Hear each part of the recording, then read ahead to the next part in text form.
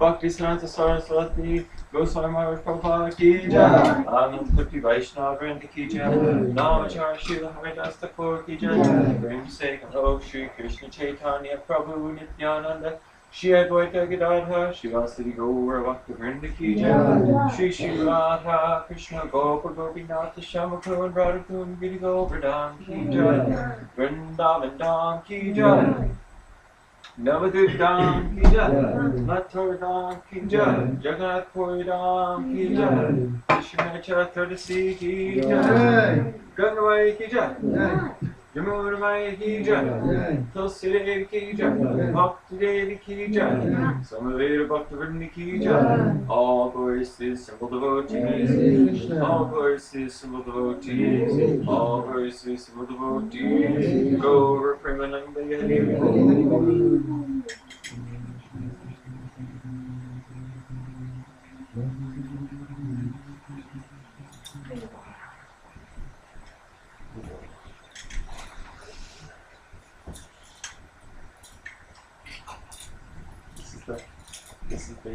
This is the one. Please let me show you.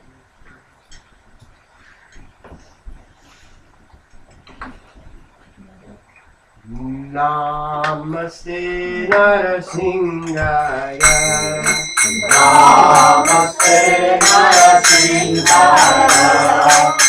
Namaste Narasimha. Namaste Narasimha.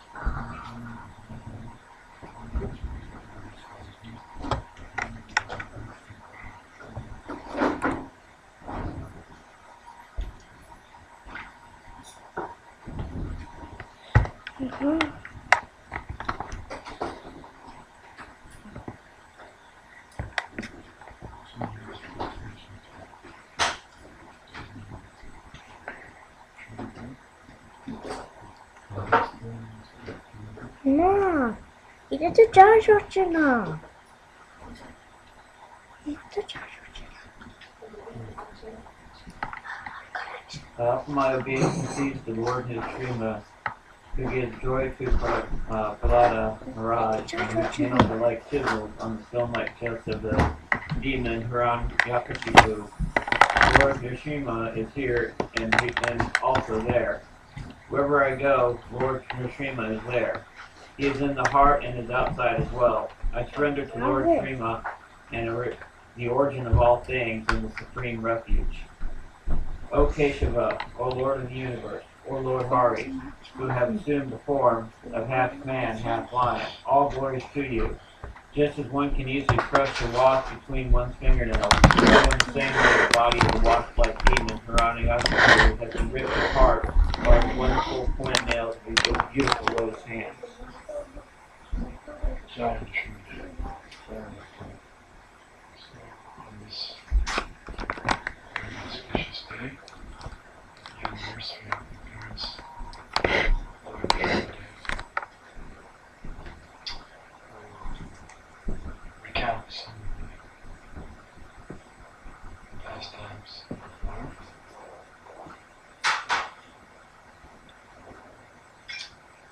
the spiritual world, there's Vaikuntha planets and unlimited Vaikuntha planets. And among those Vaikuntha planets, the four Kumaras, sons of Brahma, are for a visit. And as they were going through the different gates, protected gates with guards, and they got to the seventh gate. They had been through 6 gates, 4 Kumaras and 4 childlike, they appear like 5-year-old boys. They're great. Radhis, boys. And when they reached the 7th gate, 2 guards there, Jai and Vijay, like the guards, would not let them in. Said they were allowed to come in. And because of that, the 4 Kumaras became very upset. They wanted to see Lord Ryan. And they got angry, and then very quickly Lord Ryan came and he apologized for his servant's mistake. But the 4 Kumaras were so upset that they cursed the material world because they considered them fit to be imposters. How can you make servants when they're blocking the roads from coming to see? So even Lord Ryan had to honor that. Of course, he didn't want to lose his servants, his guards. But what can you do? Election was a curse. There was no way to counteract. But they were given the choice of going to the material world 7 times as devotees during 7 births, and then coming back to their service, or going 3 times to the material world as demons,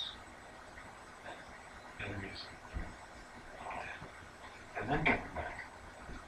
So they consulted between themselves and they said, okay, let's go for 3 times. We can come back soon. Which was been 7 births. Okay, so they went to the material world, and in the Satyuga of this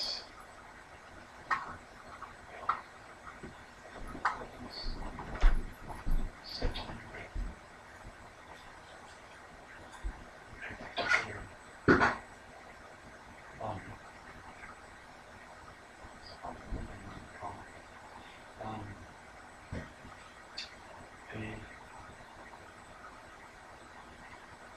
a great sage, Kashyapa,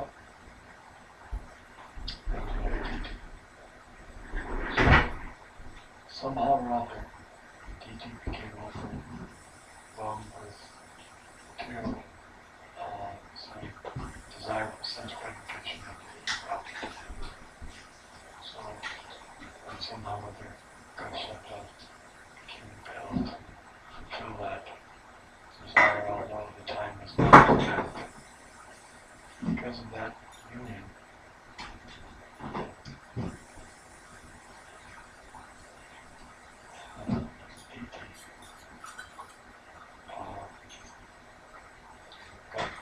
got twin sons in the moon. And these 2 twin sons, and actually from Kashyapa. And so she understood that these sons were demons. There would be demons. There are many inauspicious omens when they took birth. Meteors, hurricanes, all kinds of sounds.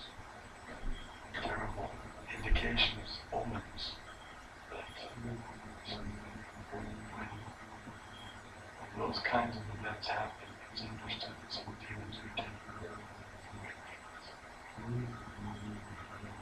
they took root and they began to terrorize the universe as big demons do.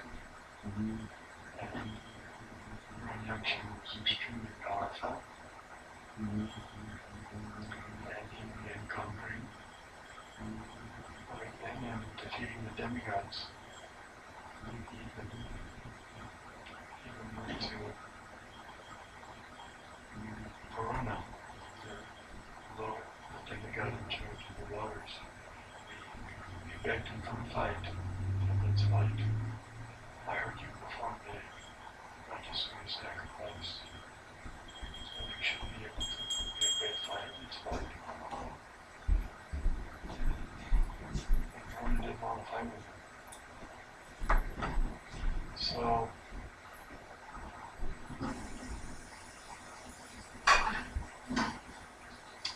finally, digging, he was called Hiranyaksha, and Ranyan was called Lakshaman's eyes. So he only had eyes for gold. And he was always digging up the earth and excavating gold for his own reputation purposes. But because of doing that, the earth fell down from its position. Always, Sri Vishwanath Chakravarti Thakur gives the account that the whole Mandala fell down. Because the Mandala was being held up by more than one today, according to Gargs. And it's in the middle of the universe, but it's above the water of the Carbondale Ocean. Some distance. And so according to that account, the Earth, fell down. Otherwise, let's describe that the planet was a round planet, floating. And they're incarnated as more incarnation that picked up the earth and killed the one that shot the earth. Then, because she proved, he lamented greatly his brother's death. After which was determined to kill Vishnu and defeat the demigods. So he defeated the demigods, took the position, and Indra from his position. But he thought he needed the help of Brahma, so he worshipped Brahma. And performed great austerity tapasya, spending his symptoms for 125 years, calculation of demigods, and meditating on Brahma. So he became so powerful that as with his arms outstretched, fire began to emanate from his head, and the fire became so hot that the whole universe was getting hot, and the demigods were concerned what to do, was going to stop. It's like we have this in Chernobyl, they had a nuclear plant. And the nuclear plant had a meltdown, but you couldn't stop it. I don't know if they stopped it yet. I think they have not. And years ago it started. The Japanese said that they thought they could stop it. It just keeps burning and going down, and you can't stop going on.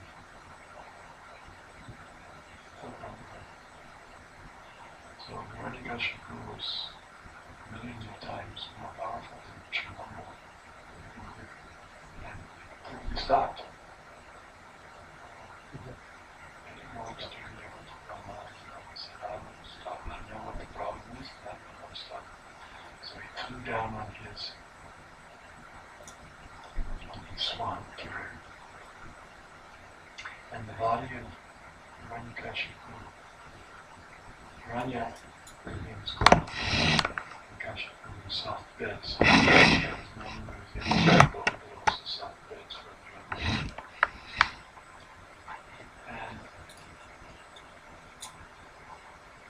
so his body had become eaten by ants because he was standing in the same place for such a long time without moving. A gigantic anthill had formed over his body. I don't know if you've seen gigantic anthills. I saw that. We put an anthill on the back of the cover of Vaishnava Society, about 15 feet high. We could see it from the cover of Vaishnava Society. And so a big, gigantic anthill covered his body, ate up all the flesh, because ants, they're not vegetarians. They'll eat, they can eat flesh. They like to eat different types of creatures. So, and there's so many of them that were long period of time, we have no difficulty. So they ate up all of the skin, all of this flesh, all of this blood, all the marrow, and everything but the bones. They couldn't eat the bones. They were able to chew those. But being a yogi, couldn't that he was able to keep his life here with the marrow of his bones. So he was still living. The bones were like this. And he was living inside the marrow. When the flames were coming out of his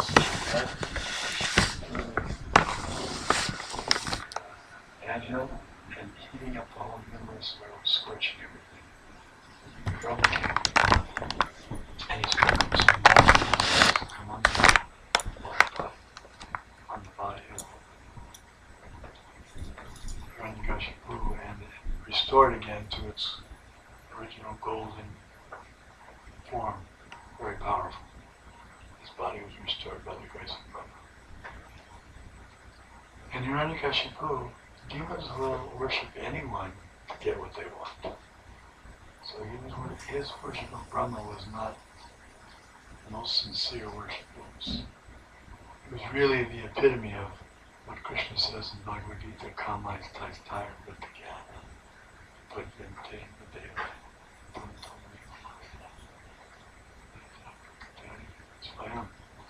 That they're impelled by material desires. The worship of Devi. This was the greatest example of that, of worshiping demigods to fulfill one's material desire. And his desire was, he fell down to Brahma's feet and said, thank you for coming. And Brahma said, I'll give you a benediction what you want. Because he knew that's what he wanted, benediction. So he said, give me the benediction that I'll not die in the day or the night. And Brahma said yes. No, first he asked to become immortal. That was the benediction. He wanted one benediction that solves all benedictions. Because if you're immortal, then that's it. You can live forever. So he wanted that benediction, but Brahma declined and said, I can't give you that because I don't have that. I'm not immortal. I also have to die. So then he said, okay, roundabout way, let me not die in the day and night, let me not die at the hands of any demigod or animal or human. He started giving benedictions that grant me that I shall not die on the land or in the air or in the water.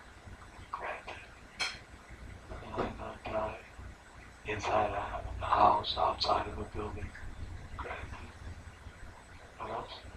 No weapon, that I should not be killed by any weapon. And there's different reasons he was concerned, because his brother was killed by an animal. And that's why he said, no animals, no demigods, no animals. Because his brother got killed by a boar. He knew that Vishnu could appear as a boar and demigods and different things.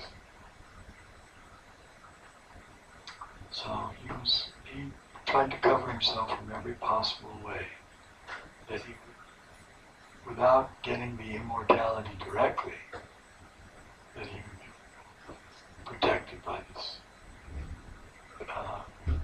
benediction from Brahma. So after he got everything he wanted, Brahma left, and then Hiranyakashipu came very vigorously conquering the demigods.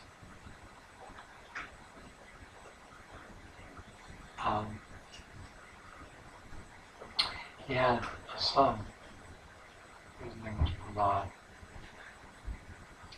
But this son, while Hiranyakashipu had gone for his austerities, the demigods arrested his wife, and they were keeping her in custody because they knew she was pregnant, and their idea was that they would keep her until the son was born. They would kill the son because they didn't want any sons of Hiranyakashipu coming. It would be another powerful demon. And Narad Muni went there and said to the demigods, "What are you doing? Why are you taking this woman?" And they said, "My dear sage, don't worry. We're not going to harm her, but when her son comes out, we're going to kill it because it's his son." Narad Muni said, "This child will not be, this is not a demon. This is a devotee, a great devotee, and you wouldn't be able to kill him anyway. So let her go. She can come to my ashram, and I'll take care of her and the child until the husband comes back."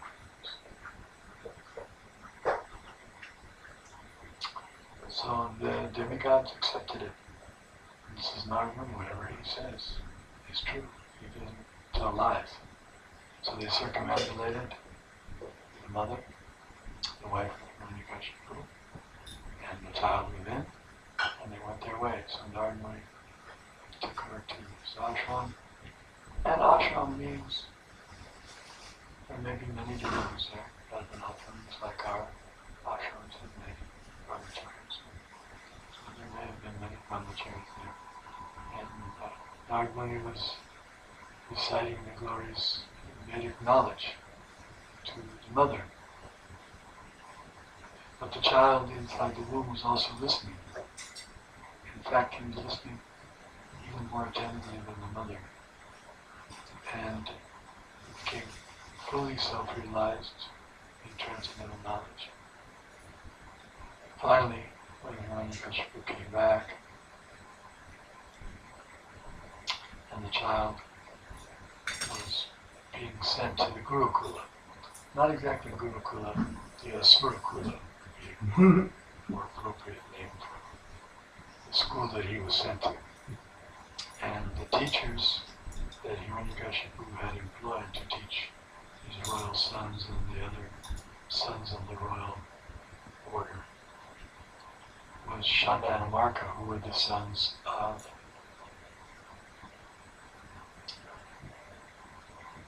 Shukracharya. Shukracharya was the priest of the demigod of the demons. So his sons were the priests of Hiranyakashipu, or the teachers.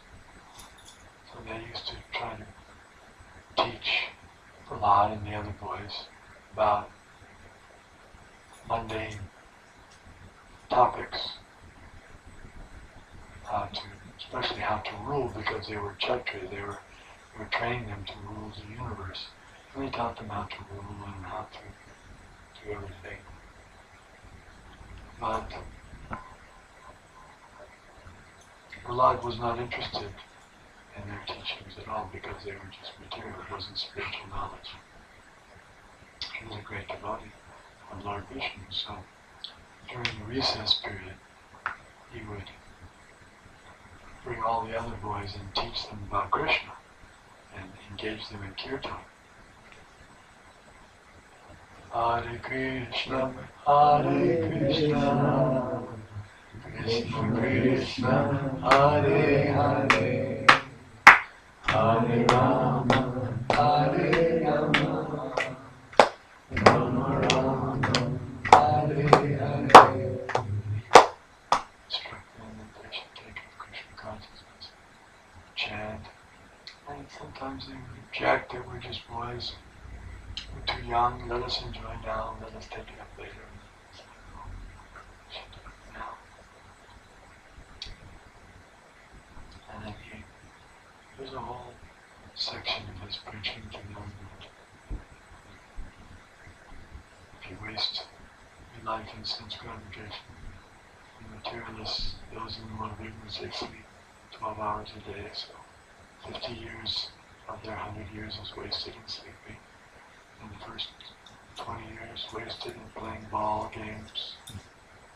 And the last 20 years of life in decrepitude and old age, simply reminiscing about when we were young, wishing we were young again. And then the rest of the time working to make money, engaging in sense gratification, and there's no time left. So he said, better start now. And one day, when he was having kirtan, Shandana Marka came in and they saw this, that the worst possible thing had happened, that their own students were chanting the names of the enemy of their employer, of their boss.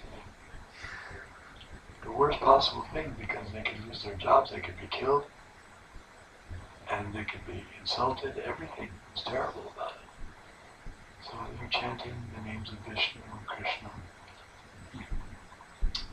So they tried to correct him, Prahlad, and stop him. Finally they had to report it to his father. Just like the PTA. They still have the PTA.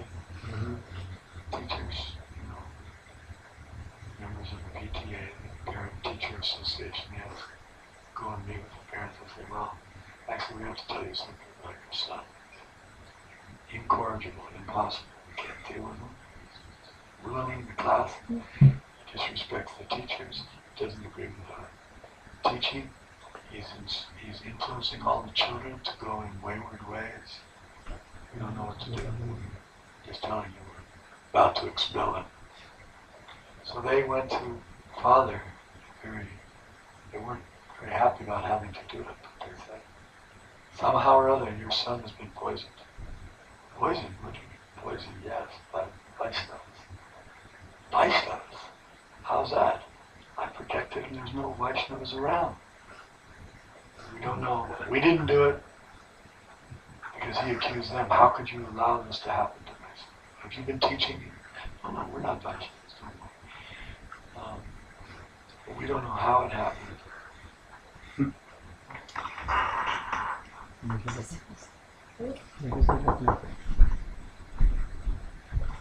দরজাটা করে দিও। Hare Krishna Prabhu.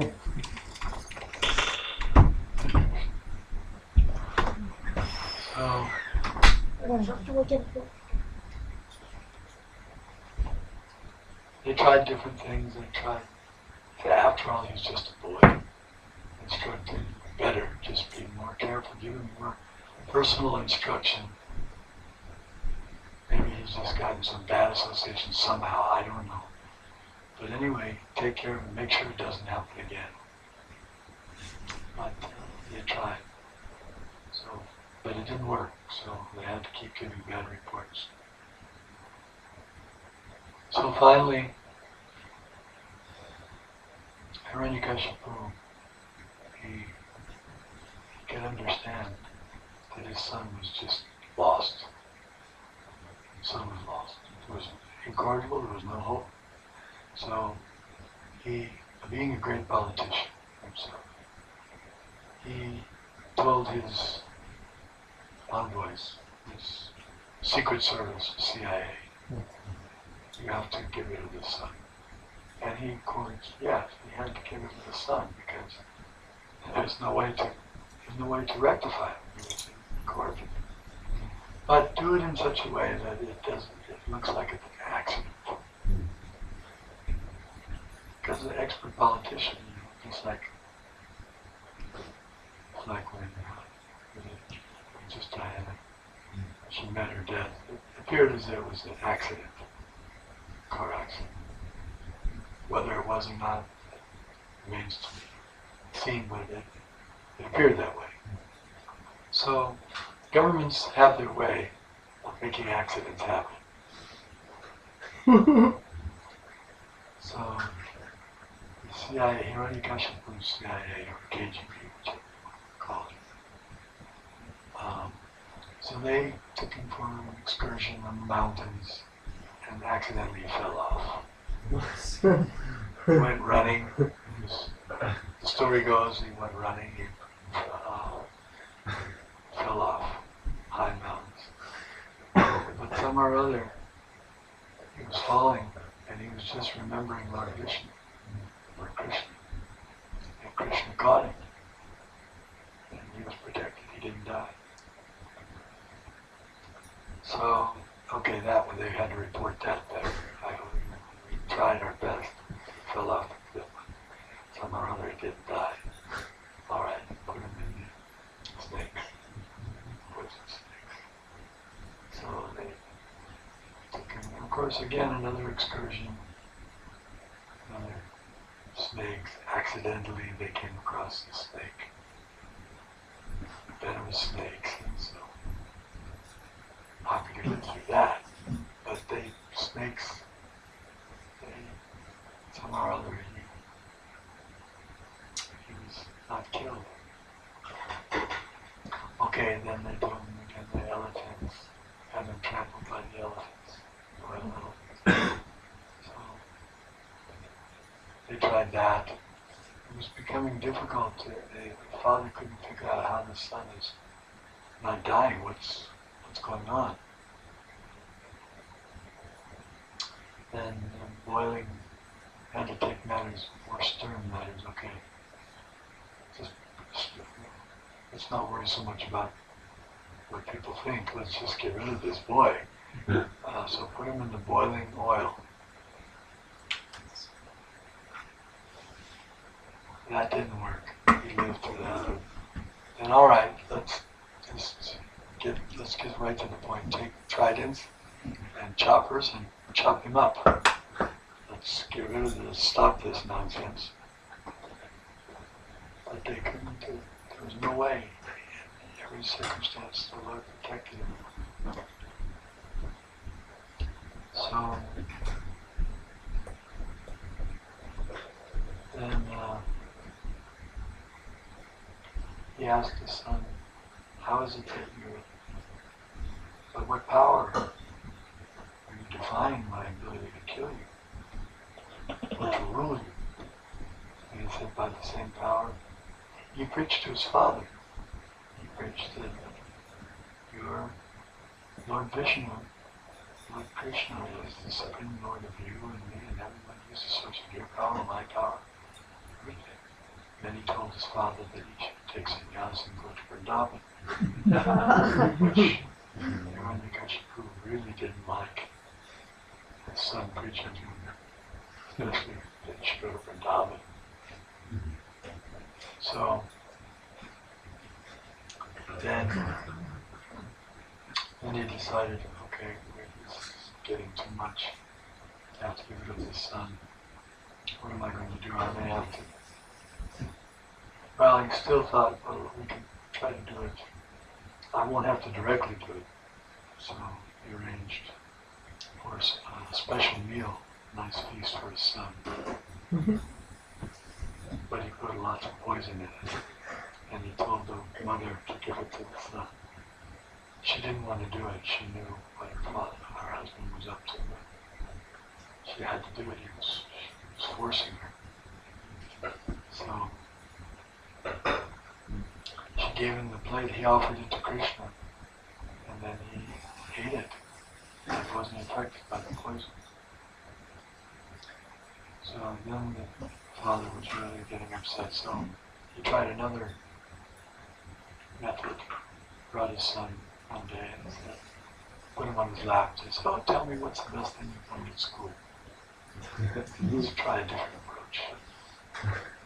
And so the son preached to him more. And this time the father became irate.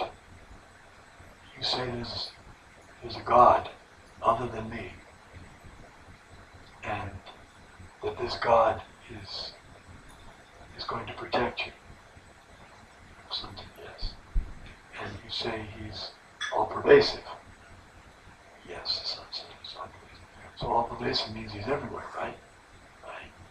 And that means he's going to protect you. Now if I try to kill you, then your God will come and protect you, right? Yes. He said, "So where is your God?" "He's all pervasive." "Okay, is he in this pillar? Palace pillar?" "Yes." "Okay." So then he took his fist and with his sword and smashed it to the pillar. And out of the pillar came first there was a sound. The sound came first. It was so loud that it was deafening. And out of the effulgence came out, and the Lord came out. Lord Vishnu came out as a half man, half lion. Lord Nrsimhadev ki jai. Half man, half lion. Not a demigod, not a man, not a beast. Half man, half lion. But Hiranyakashipu was a great demon. He was prepared. He knew something, Vishnu was coming. So he was ready. He pulled out his sword and began to fight with his half man, half lion. He didn't know exactly what it was, but he assumed it must be Vishnu. And so a fight took place. And Hiranyakashipu was the greatest of the demons. He could defeat all the demigods.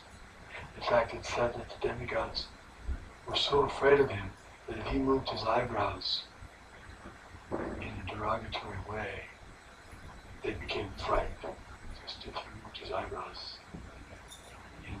in displeasure, they were frightened. He was so powerful. But he wasn't very powerful in comparison to Lord Nrsimhadev. In fact, it's described that Lord Nrsimhadev was fighting with him the way a cat fights with a mouse. Once the cat has captured the mouse, it's over. But the cat likes to play with the mouse before finishing him off. So Lord Nrsimhadev was playing with Hiranyakashipu before he finished him off, because the time hadn't come yet. He was waiting for a particular time. What time was he waiting for? Twilight. Yes, he was waiting for dusk, twilight. Because that was the time when it wasn't day and it wasn't night. It was the sun. It was the period in between, so that was the time that Brahma had permitted that he could be killed. He couldn't be killed in the day or the night, but he could be killed in the twilight. So he was waiting for that exact moment. He had to kill some time, so he was playing with him and his soldiers and whatever. And he assumed a form with thousands of arms and weapons. And so this was going on. Then, because they were in the palace, but he had to drag him out, not inside the palace, but on the veranda of the palace. So So it wasn't inside the house, outside the house. In the foyer. Something like that. So, yes, on the foyer. About. So then, and he couldn't kill him with any weapons. So, but he had nails. And he couldn't kill him on the ground, or in the air, or in the water. So he put him on his lap. It wasn't on the land and the water. And it wasn't day or night because it was twilight. And what else? No weapons. You got to. So that's it. So then he took him on his lap just at the right moment and tore his stomach to pieces and killed him. Manjingdev ki jai, Prahlad Maharaj ki jai. Because the torture had gone on too much. Lord couldn't tolerate it anymore. So that's the story of the appearance of Lord Sridev. And it happened on this day, millions of years ago. And it shows that the Lord, it's the same Krishna. Keshava Drita, Narahari Rupa, Jaya Jagadisha. So it's the same Keshava, same Krishna. But he's appearing in different forms. Advaita Machutta Manada Mantaru, Adyam Pradana, Shamnam. He appears in thousands of different incarnations. And this is one of them. And one of the favorites of the devotees because he protects the devotees from everything.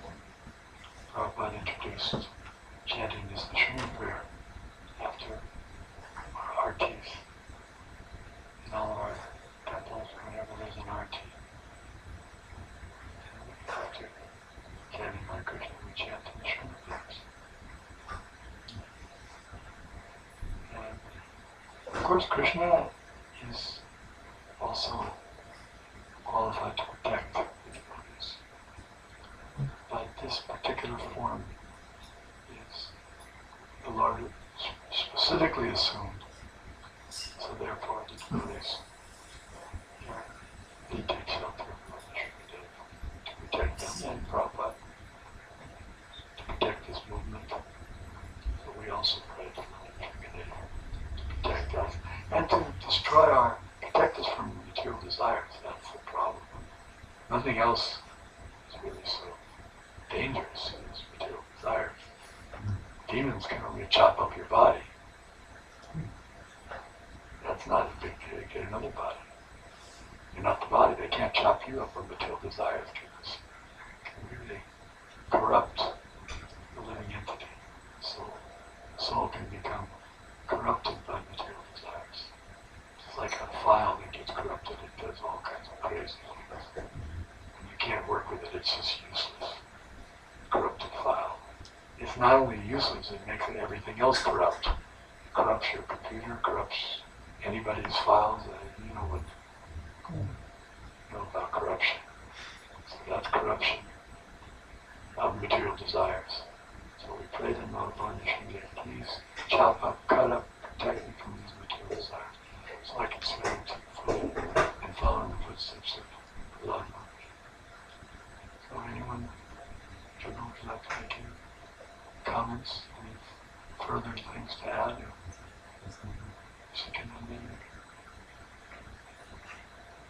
Yes.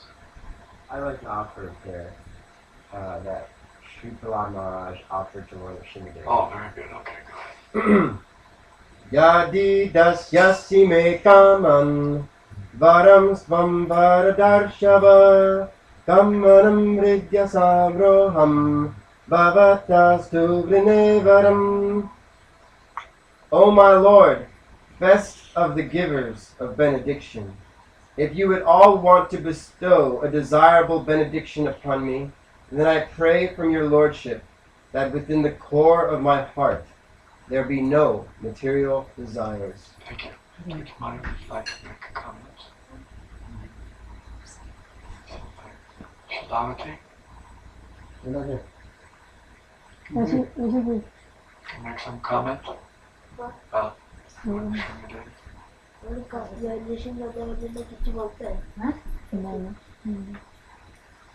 No.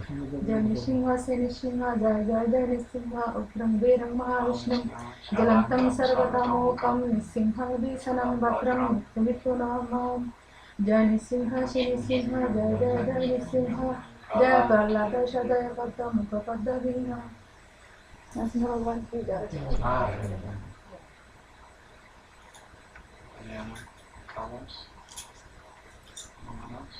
Any comment? There's so many, I left out so many details in the past time, but I just mentioned a few. Let's Question. Why is it that sometimes devotees are born into demoniac families?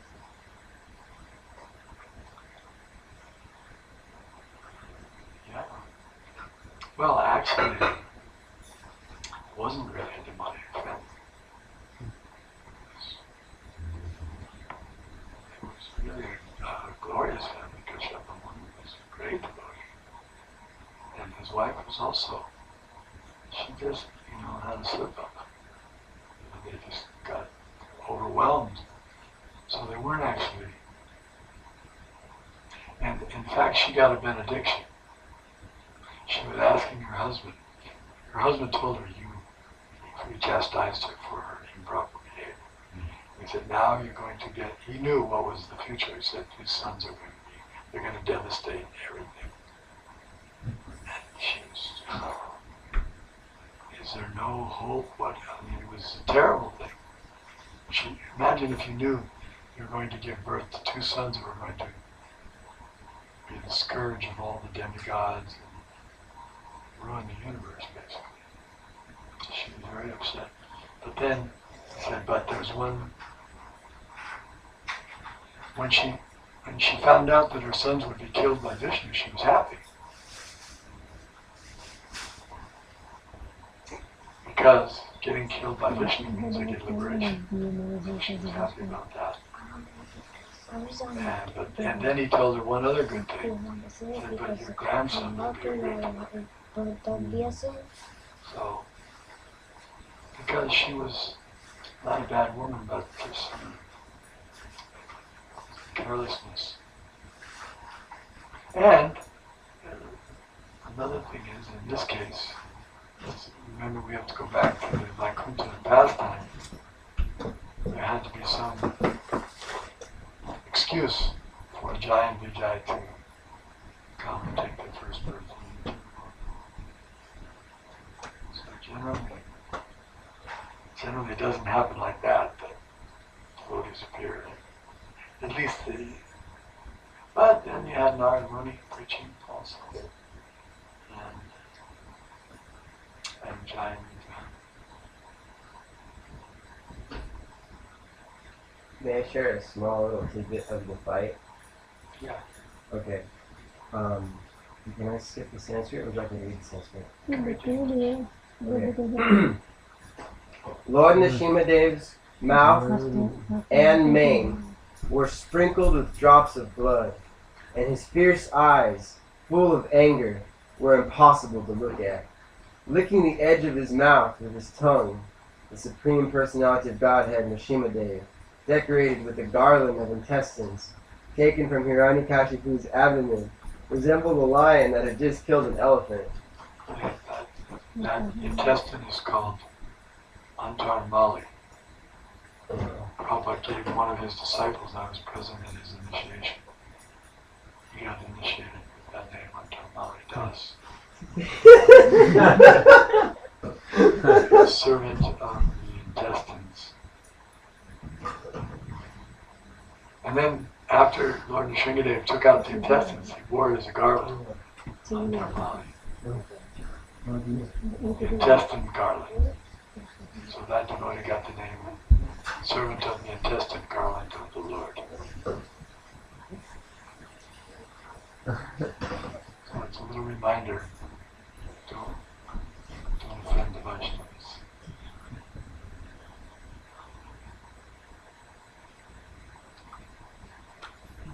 And Shri Shagonikai This is the avatari, Lord Chaitanya is the incarnation, or the source of the incarnations, including Lord Nrsimhadev. So we're worshipping Lord Nrsimhadev in his original form, and also in form of Lord Chaitanya. Thank you very much. Nrsimhadev ki jai. Jai. Prabhupada. Jai. Sri Guru Maharaj ki jai.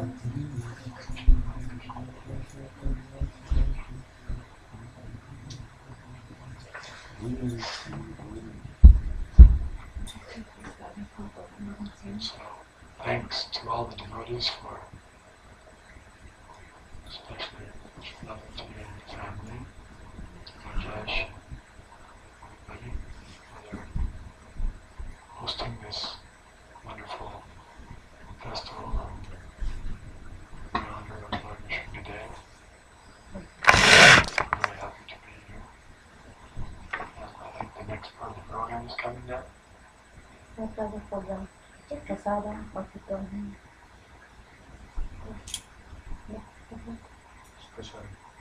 Okay.